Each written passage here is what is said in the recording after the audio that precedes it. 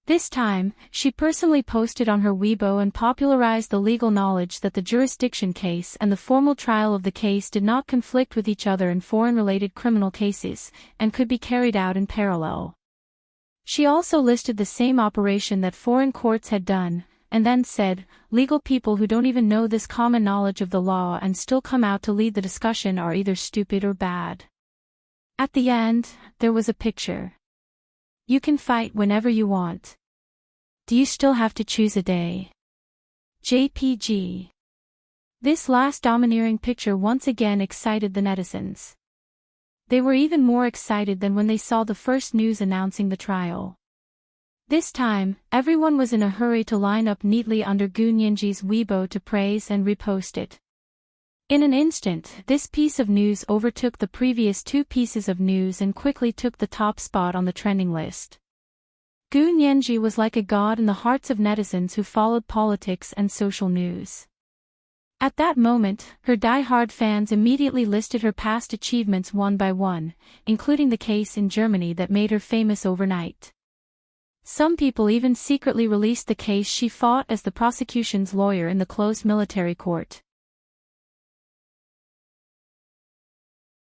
That was her first confrontation with Bai Jini. There were also the cases she fought with Gu Yanran and Kai Xingnan later. One by one, the results spoke for themselves. The netizens happily circled under her official Weibo account. It's so easy to be a fan of a career star. You just need to sign in for Gu Nianji every day. Chief Gu, my mommy said that I can't be a fan of celebrities, but Chief Gu is an exception. My mommy is also a fan of yours. The previous poster's mommy's logic is wrong. Chief Gu is not a celebrity. How can those retarded celebrities compare to her? The previous poster above, don't stir up trouble. Be careful not to be taught a lesson. Don't make trouble for Chief Gu. The saying one fan is worth 10 haters refers to the person above. Is Chief Gu also going to appear in court this time? I want to see, kiss, and lick the screen. I'm Chief Gu's bootlicker. I won't accept any persuasion. Under the previous Weibo post, Gu Nianji smiled and personally replied, yes, I'm the prosecution's lawyer. I'm representing the victim in court. With her reply, Weibo was once again in an uproar. More and more people surged forward to watch. Within a few minutes, Weibo completely crashed. Many people were secretly shocked when they saw Gu Nianji's powerful appeal. She was comparable to a top trending celebrity. Moreover, she worked in the Senate. It wouldn't be an exaggeration to say that her future was limitless, right? Lu Jin was watching with relish on his phone. He liked all the people who praised his daughter one by one until he realized that Weibo had suddenly crashed and he couldn't see any new comments. He was instantly furious. What kind of crappy program is this? The optimization algorithm is so poorly done. No wonder it crashed with such a small amount of traffic. Lu Jin cursed silently and quietly hacked into the background program of the Weibo system. He helped them modify the algorithm and then restarted it. This time, in less than 3 minutes, Weibo returned to normal. The software engineers on Weibo were puzzled. How did they do it? The system's operating speed had increased by 1,000 times, but their hardware had not been upgraded at all. This time, the system had magically upgraded automatically. It was later ranked as the top 10 strange events in the history of Weibo. It was recorded in the annals of history, but that was a story for another time. This is the second update of the day, Chapter 2099, Do I Have to Choose a Day? There are 2 updates today. Thank you for your subscriptions, tips, monthly votes, and recommendation votes. Moi, Big and Little Angels watch first update Zoe new chapter section please go to THC, mobile phone address. Watch first update Zoe new chapter section please go to THC, mobile phone address.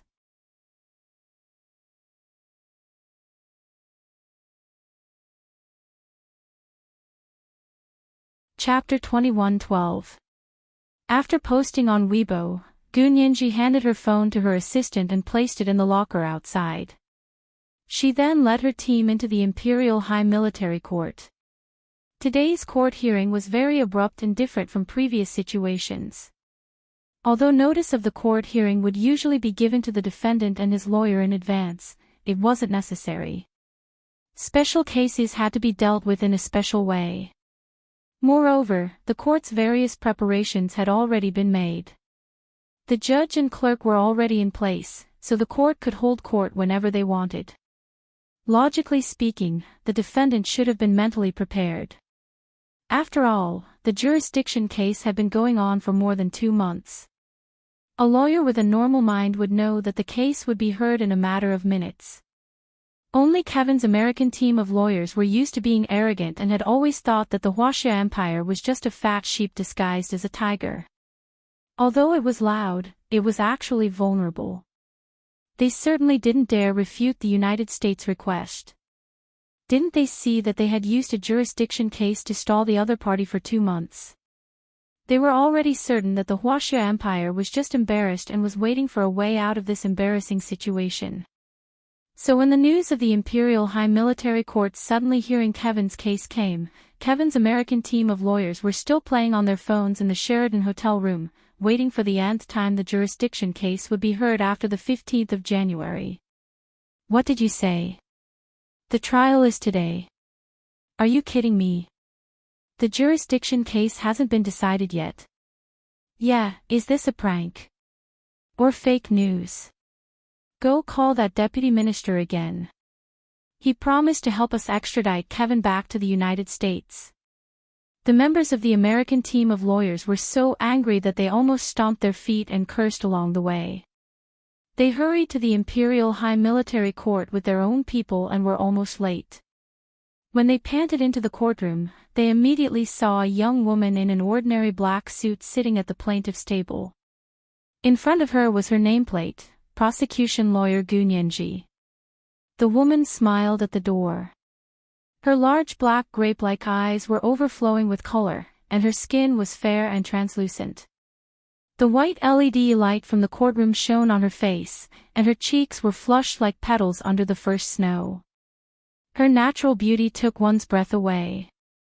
Looking at her nameplate again, the suffocating feeling became even stronger. However, it had been breathless before, but now it was breathless from shock. The prosecution had actually sent out Gunyanji's lawyer. The American lawyers were all experienced experts. Otherwise, they wouldn't have been hired by the Carlyle Company to defend Kevin in China. In terms of numbers, she really didn't have as much experience as they did. However, she had a valiant record. Since her debut, she had been involved in major lawsuits. In terms of quality, these people combined could only barely be on par with her. Gunyanji had studied Kevin's American legal team since before the new year. Know yourself and know your enemy, and you will always be victorious. She knew both of the people there. One was Smith, who used to be He Jichu's right-hand man and her colleague. He had worked with her in Germany and was now a senior lawyer at the largest law firm in the United States. Technically, she didn't know the other one, but she knew him. This person was Liu Onping. In the other world, Liu Onping was a partner of the Jin family law firm and was also a great lawyer. But in this world, he was actually a partner of the largest law firm in America. Gunyanji had fought with Liu Onping in the other world in court. It was related to the case of Qin Suwen's family being cleared of grievances. In that world, Liu Onping could be considered a person with a sense of justice. He was Qin Yaguang's defense lawyer, and his professional ethics were excellent. Gunyanji's eyes flashed.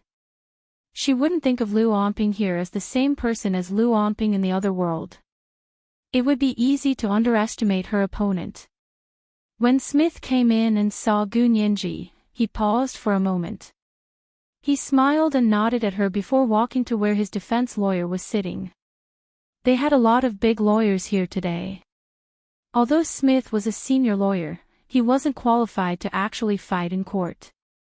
Lu Omping was obviously one of the important members of Kevin's American legal team, because he and two other people were sitting in the front row, and he was sitting in the middle. This was the so-called C position, which was only given to the most important people.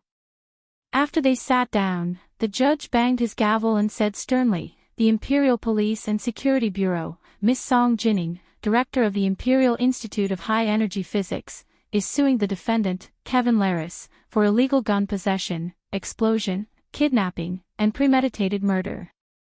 The trial has officially begun."